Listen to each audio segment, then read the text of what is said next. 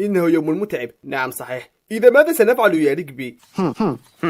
إنه إعلان أفضل شطيرة بالعالم، يجب أن نأكلها. لا انظر، إنه إعلان آخر. أفضل قناة في العالم.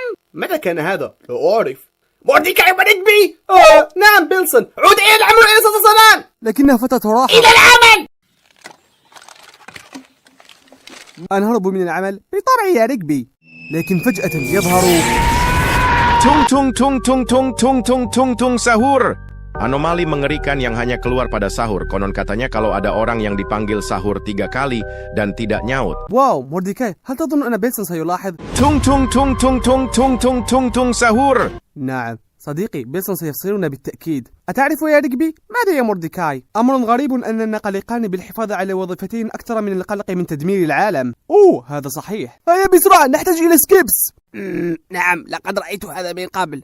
حقا لا. نحتاج إلى مساعدة.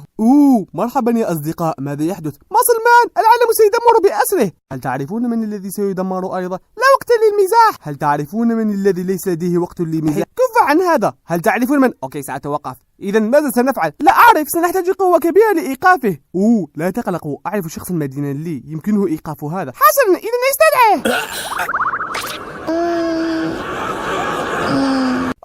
إنه زينو، زعيم كل أكوان الدمار. أجل، إنه صديقي. مرحبا يا مسلمان، كيف الأحوال؟ الأوضاع ليست بخير هنا. لماذا؟ لأن مدينتنا تتدمر وسيدمر العالم كله. أوقفه من فضلك.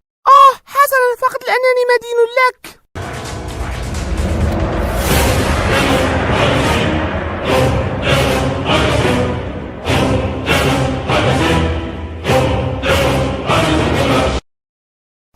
الآن نحن متعادلان، وداعا يا صديقي.